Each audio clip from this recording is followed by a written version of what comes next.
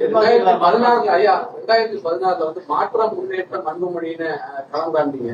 அதுல உங்களுக்கு உடன்பாடு இருந்துச்சு? தனியா நிக்கிறதுலயோ அவரை முன்னிலைப்படுத்துறதுலயோ அது உடன்பாடு இருந்துச்சு? உடன்பாடு இல்லாம இப்படி ஒரு பெரிய மாநாட்டை நடத்தி அதை நாங்க வெளியிட்டோம். அங்க பிரமாண்டமான சேலத்துல மாற்றம் முன்னேற்றம் அன்புமணி. சார், இப்போ நீங்க ஒரு நிறுவனராகவும் இருக்கீங்க, தலைவராக இருக்கீங்க. அப்படி பார்க்கும்போது இளைஞர் அணி தலைவர் எப்போது நியமிக்கப்படுவார்? நீங்க என்ன திட்டத்துல இருக்கீங்க? எனக்கு ஜோசியத்தில் நம்பிக்கை கிடையாது. ஏன்னா ஒரு நல்ல ஜோசியரா சொல்லணும். நம்பிக்கை இருக்கு. நீங்க அப்பா எனக்கு நம்பிக்கை இல்லை. ஆனா என்னதான் ஜோசியரை சொல்றது கேட்கறதுக்கு நீங்க ஒரு நல்ல ஜோசியரை சொன்னீங்கன்னா நான் என்ன சொல்லுவேன். அப்படி இருக்கக்கூடிய ஒரு சூழல்ல திரு அன்புமணி ராமதாஸோட பேச்சுவார்த்தை நடத்தி தப்பா நெகோசியேட் பண்றதுல இவ்வளவு பிரச்சனை உங்களுக்கு எப்படி வருது? என்ன எந்த இடத்துல அது டெட்லாக்கா இருக்கு? எந்த இடத்துல அது சரி வர மாட்டேங்குது? அது காலம் போக போக தெரியும். எல்லாத்துக்கும் ஒரு முடிவு இருக்குல்ல, அது காலம் போக போக தெரியும். உங்களுக்கு தெரியாம நடக்குமா? அது இந்த பொறுப்பு கொடுக்குறீங்க, தொடர்ந்து புதிய பொறுப்புகள் பொறுப்பாளர்கள் நியமிச்சு வரீங்க. அதே மாதிரி அன்புமணி அவர்களும் அங்க ஒரு பொறுப்பை நியமிக்கிறாரு. கட்சி தொண்டர்கள் யார் பக்கம் போகணும் என்ன சொல்லுவாங்க? கட்சி தொண்டர்கள், நான் நியமிக்கிற பொறுப்பாளர்கள், கட்சி தொண்டர்கள், வாக்களிக்கிறவர்கள், வாக்காளர்கள் எல்லாம் என் பக்கம். மோதலுக்கு உண்மையான காரணம் என்ன? பல்வேறு கருத்துக்கள் எழுதி வருகிறது. உங்க ரெண்டு பேருக்கான உண்மையான காரணம் என்ன? உண்மையான காரணம் மோதல் உங்களுக்கோ அன்புமணி சாருக்கோ உள்ள மோதலுக்கான காரணங்கள் உண்மையானது என்ன? நான் ஏற்கனவே சொன்ன ஒரு நல்ல ஜோசியரை போட்டோம்.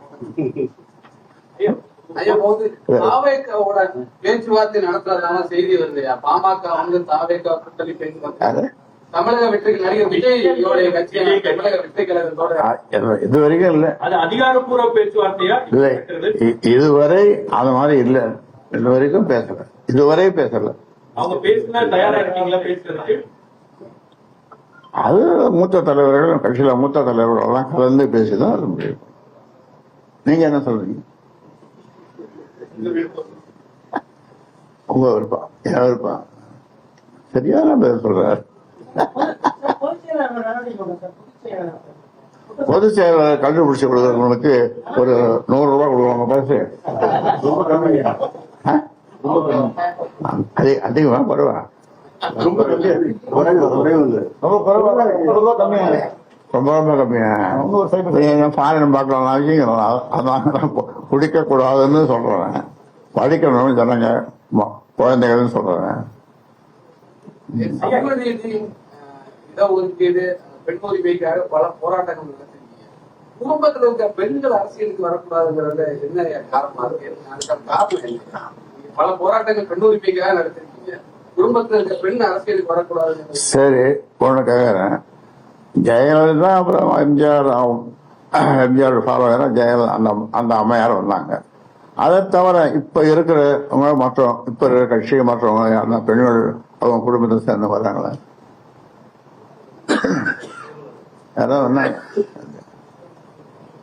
இப்போ விஜயகாந்த் கூட அவர் மறைஞ்ச பிறகுதான் அந்த அம்மையார் வந்திருக்காங்க. இப்போ விஜயகாந்த் இருக்கிற வரைக்கும் அவர் தான் தலைவர் எல்லாமே.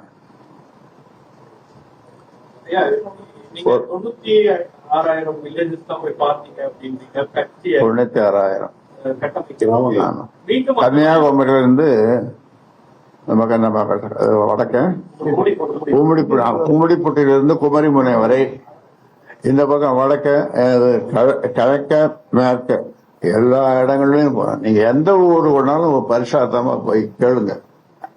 ஐயா வந்தாராங்க, அவங்க பாருங்க, அவர் நட்டத கல்வெட்டு தான் பாருங்க. அவர் பேரு எங்க வீட்டுல கூழ் குடிச்சாரு, எங்க வீட்டுல பாதிஞ்சோறு சாப்பிட்டாரு அப்படின்னு எந்த ஊருக்கு கேட்டாலும் சொல்லுவாங்க. இருக்கு. அதான் சொன்னேன், என்னால் நடக்க முடியாமல் கோலூன்றி, காந்தி மாதிரி அவரோட ஒப்பிடக்கூடாது, காந்தி மாதிரி ஒரு கோலூன்றி போனா அந்த மாதிரியான ஒரு நேரம் வந்தாலும் இந்த ஊமை ஜனங்களுக்காக, தமிழ்நாட்டு மக்களுக்காக நான் பாடுபடுவேன் என்று சொல்கிறேன். கடந்த 2 நாளா மன உளைச்சல இருக்கேன்னு சொல்லி நம்ம கௌரவ தலைவர் ஜி.கே. மணி சார் சொல்லி வந்தாங்க. இப்ப 2 நாளா வரல. உங்க ரெண்டு பேசினாங்களா? அவர் மன உளைச்சல் காரணமாக நான் டாக்டர்கிட்ட போய் பார்க்க சொல்லியிருக்கேன். நேற்று 2-3 நாளா செக்அப் பண்ணிட்டு இருக்காரு. நுரையீரல், இருதயம், இது எல்லாத்தையும் நல்லா கம்ப்ளீட்டா செக்அப் பண்ணிட்டு வாங்கன்னு அவர் என்ன காலையில கூட பேசணும். இந்த விவகாரம் தொடர்பா உங்களுக்கு பர்சனலா ஏதாச்சும் என்ன ஃபீல் பண்றீங்க? என்ன ஃபீல் பண்ணுவோன்றது நீங்க ஒரு ஜோசியரா இல்ல, சாதாரண ஒரு பத்திரிகை நாளாரா சொல்லுங்க பாப்போம். சும்மா நீங்க சொல்லுங்கன்னா என்ன மறுபடியும் என்னையே கேள்வி கேட்கறீங்க. நான் பல கட்சிக்காரங்கிட்ட பேசுறேன், எல்லாரும் வருத்தப்படுறாங்க. தலைவரா நீங்க என்ன, உங்க மனநிலை என்ன? அதாவது எனக்கு வந்த செய்திகள்படி தமிழ்நாட்டில் எல்லா கட்சி தலைமையும் கட்சிக்காரர்களும் ராமதாஸ் எடுத்திருக்கிற முடிவு சரியான முடிவுதான் என்று சொல்லுகிறார்கள். மானசீகமாக அவர்கள் நினைக்கிறார்கள், சொல்லுகிறார்கள், ஐயா, கடந்த முறை செய்தியாளரை நீங்க 2-3 பேர் தான் கேக்குறீங்க, மற்றவங்க எல்லாம் கேட்கவே மாட்டேங்க. ஐயா, கடந்த முறை செய்தியாளர் சந்திக்கும் போது எனக்கும் என் கூட இருக்கிறவங்களுக்கும் மிரட்டல் வருகிறது, அடிக்க போறாங்கன்னு சொன்னாங்க. இப்ப அந்த நிலை தொடருதா? எப்படி சார்? அது இந்த சோசியல் மீடியா, சமூக ஊடகம், அவங்கள கூப்பிட்டுருந்தேன். அப்போ என்ன அவர்களுக்கு சொல்லப்பட்டது என்றால், ஆறு ஆள் இங்க வச்சிருக்காங்க, அடிக்க போறாங்க அப்படின்னு அவங்களுக்கு தகவல் சொல்ல, அவங்க கொஞ்சம் பயத்தோடவே ஒரு 100 பேர் இங்க வந்துட்டாங்க. இன்னொரு செய்தி, மாவட்ட செயலாளர்கள் யாரும் போவாதீங்க, ஏன்னா நீங்க போனீங்கன்னா என்னை அடிப்படை உறுப்பினரிலிருந்து எடுத்துருவாரு, அதனால போவாதீங்க அப்படின்னு ஒரு 100 பேருக்கு அவரே போன் பண்ணி சொன்னதன் பேர்ல 100 பேர் வரல, 8 பேர் மட்டும் வந்தாங்க. உங்களுடைய பிறந்த தினத்தன்று உரிமை மீட்பு பயணம் மேற்கொள்ள போறதா ஒரு தகவல் இருக்கு. உங்களுடைய பிறந்த நாள் அன்னைக்கு அந்த பயணத்தை மேற்கொள்ள போறதா ஒரு தகவல், அதை எப்படி பாக்க? நான் எப்படி பாக்குறது, முன்னாடி போட்டுதான் பாக்குறேன், கலைஞ போலாமே பாக்குறேன். ஐயா, பாமக தொண்டர்களுக்கு நிறுவனர் ஐயா சொல்லக்கூடிய தகவல் சார், பாமக தொண்டர்களுக்கு இன்க்ளூடிங் அன்புமணி என்ன சொல்ல வரீங்க? கடைசியான முடிவு பொறுப்புகள் போடப்பட்ட விவரம். என் உயிரினும் மேலான, என் உயிரினும் மேலான, என் உயிரை விட மேலான என் சொந்தங்களே, பாட்டாளி சொந்தங்களே என்று நான் வழக்கமாக சொல்லுவதுண்டு. அதனால அவர்களை நான் என்னுடைய உயிரை விட மேலாக அவரை மதிக்கிறேன், நேசிக்கிறேன். அவர்கள் நலமாக இருக்க விழைகிறேன். ஒரு சின்ன செய்தி சொல்ல பாருங்க, அதுக்கு ஒரு உதாரணம். வந்தவாசி பக்கத்துல ஒரு கிராமம், அது ஒருத்தர் 45 வயசு இருக்கும். அவரு இந்த தலைவர் இதுல போன் பண்ணி, ஐயா எனக்கு பிறந்த நாள் நீங்க வாழ்த்துங்கன்னார். நான் நலமாக வளமாக துட்டு நலமாக வளமாக மகிழோடு பல்லாண்டு வாழ்க, நோய் நொடி இல்லாமல் 100 ஆண்டு வாழ்க அப்படின்னு வாழ்த்தினேன். அவர் இன்னும் அதை கேட்டு குதிச்சிருப்பார்னு நினைக்கிறேன். உடனே என்ன பண்ணார், அவருடைய நண்பர்கள் சொந்தக்காரங்களுக்கெல்லாம் ஒரு 10 பேருக்கு போன் பண்ணி, நான் கடவுள்கிட்ட பேசுறேன். அந்த 10 பேரும் இவனுக்கு என்னமோ ஆகி போயிடுச்சு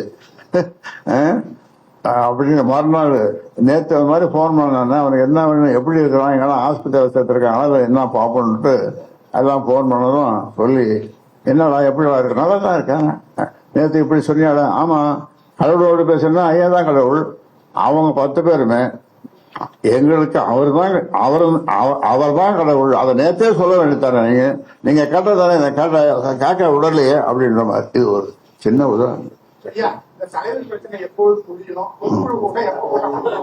இவர் ஜோசியர் பார்க்க சொல்லிருக்கேன், ஒரு ஜோசியர் விவரம் தெரியல. ஐயா தொண்டர்களுக்கு சொல்லக்கூடிய அறிவுரைகளும் என்ன சொல்லிட்டீங்கன்னா கடைசியா என்னுடைய நான் கேளுங்க, நான் தொண்டர்கள்னு சொல்றது அவர்கள் மக்களுக்கு சேவை செய்கிற தொண்டர்கள், புரியுதா? அவர்கள் எப்பொழுதும் தொடர்ந்து இந்த தேர்தல் நேரத்தில் மேலும் மேலும் தொண்டு செய்வார்கள், அவருடைய பிரச்சனைகளுக்காக போராடுவார்கள், வாதாடுவார்கள். கடைசியா ஒரு கேள்வி. திரு அமித்ஷா இது கடைசி தானே, உறுதிப்படுத்திடலாம். திரு அமித்ஷா அவர்கள் சமீபத்தில் வந்திருந்தாரு. அந்த சமீபத்தில் உங்களோட பேச்சுவார்த்தை நடத்தினாரா அல்லது பாஜக தரப்புல இருந்து உங்களோட பேச்சுவார்த்தை நடத்தினாரா? யாரும் நீங்கள் கூட்டணிக்கு வர வேண்டும் அப்படிங்கிறது அவங்களுடைய விருப்பமா இருக்கு. யாரும் பேச்சுவார்த்தை நடத்தும். குருமூர்த்தி அவர்களும் பாஜக சார்பா வரல. பாமக சார்பார் நிச்சயமா வரல. குருமூர்த்தி, சைத துரைசாமி 2 பேரும் அவங்க தனிப்பட்ட முறையில இதை எப்படியாவது சரி பண்ணணும்னு வந்தாங்க. இங்கே வந்து பேசினார்கள், அங்கேயும் வர சொன்னார்கள், அங்கேயும் போனோம், அவரிடமும் போனார்கள், அவரிடமும் பேசினார்கள்.